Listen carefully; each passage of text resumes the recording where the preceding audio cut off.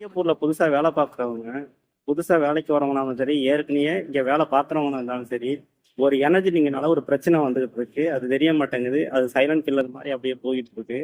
அது என்ன எனர்ஜி ட்ரிங்க்னா ரெட்புல்னு சொல்லுவாங்க. இந்த இதை பார்த்தீங்கன்னா தெரியும். தெரியுதுங்களா? இந்த மாதிரி ட்ரிங்கை அடிக்கடி ஒரு நாளைக்கு ஒன்று குடிக்கிறதுனால நிறைய பிரச்சனை இருக்கு.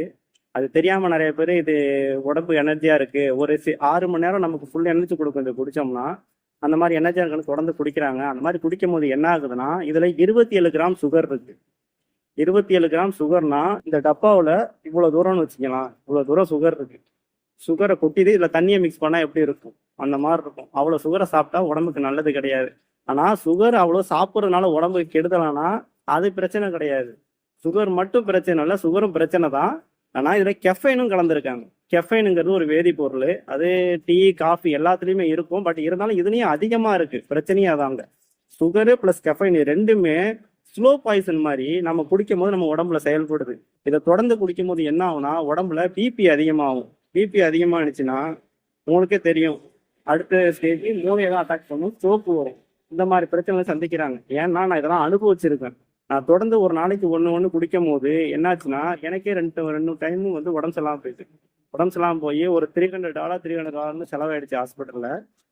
நம்ம ஊர் காசுக்கு கிட்டத்தட்ட 21,000 இந்திய மதிப்பில் 21,000ன்னு வச்சுங்க, 300 வெள்ளி செலவாயிருக்கு. அந்த நாள் நான் என்ன சொல்றேன்னா, நீங்களும் இந்த மாதிரி குடிச்சீங்கன்னா தயவு செஞ்சு இதை அவாய்ட் பண்ணிடுங்க. தயவு செஞ்சு அதை குடிக்காதீங்க.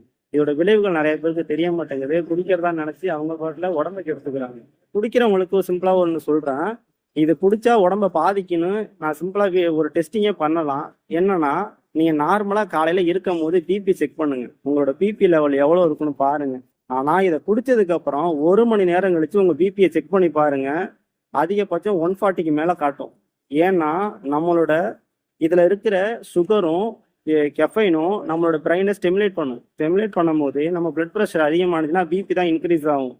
அந்த மாதிரி ஆகும்போது நமக்கு உடம்பு எனர்ஜியா தான் தெரியும். ஆனா பிரச்சனை காலப்போக்கில் நமக்கு கொஞ்சம் கொஞ்சமா ஃபிட்ஸ் வரத்துக்கோ ஸ்ட்ரோக் வரத்துக்கோ நிறைய வாய்ப்பு இருக்கு. ஏன், இதை ஆரம்பத்திலேயே நமக்கு ஒரு ஐடென்டிஃபை பண்ணும். நமக்கு நெஞ்சு வலி வரும், காய்க்காலெல்லாம் நடுக்கம் கொடுக்கும், அப்பயே கண்டுபிடிச்சிடலாம். அப்பவே நீங்க நிறுத்துனீங்கன்னா நல்லது. இல்லை நான் தொடர்ந்து குடிப்பேன் அப்படின்னு சொல்லி குடிக்கிறவங்களுக்கு இது கடைசியா கொண்டு போய் எண்டு